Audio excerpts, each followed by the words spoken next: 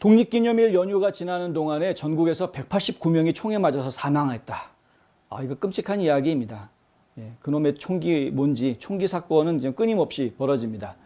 물론 이제 올해만 이렇게 사망자가 발생한 것은 아니죠. 매년 이맘때가 되면 항상 문제들이 있기 마련이었습니다만은.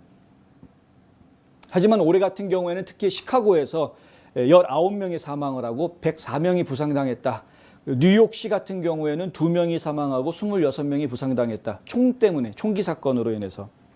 이런 보도들이 지금 계속 나오고 있습니다. 애틀란타 같은 경우에도요, 한 어린이 50여 명이 있던 장소에서 갑자기 총기 사건이 벌어지면서 14살 소년, 17살 소년 이렇게 2명이 총을 소지했던 혐의로 체포가 됐는데, 미성년자가 총을 소지하는 것은 불법입니다. 그럼에도 불구하고 이렇게 아무 생각 없이 미성년자들이 총을 들고 다니는 이런, 결국 이 50명 모여있던 중에서 이런 총기 사건이 벌어지면서 한 명이 사망하고 아이들이 다치는 이런 사건이 벌어졌다는 것 아닙니까? 텍사스주 같은 경우에서는 일요일 새벽에 폴스워스 인근 세차장에서 어떤 한 사람이 무리에다가 총을 쏘기 시작하니까 그 군중에서도 또 사람들이 또 총을 뽑아가지고 맞대응을 하는, 이게 서로 대응 사격이 벌어지는, 총격전이 벌어지는 이런 상황이 벌어져서 8명이 총상을 입었다, 부상을 당했다, 이제 이런 보고가 나왔고요.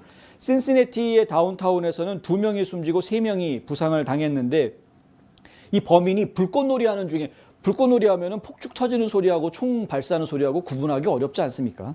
근데 불꽃놀이 하는 도중에 총격을 가해서 이런 상황이 벌어졌다, 이제 이런 보고가 있었습니다.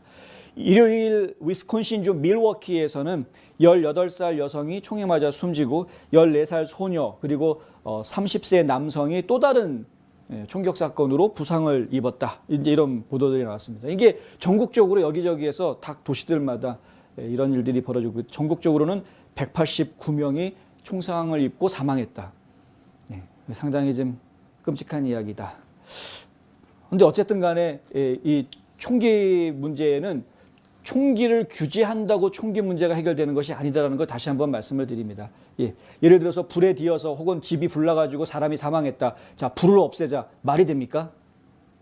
말이 됩니까? 똑같은 이야기입니다. 똑같은 이야기입니다. 그럼 사람들이 칼에 찔려서 죽었다. 칼을 없애자. 이게 말이 됩니까?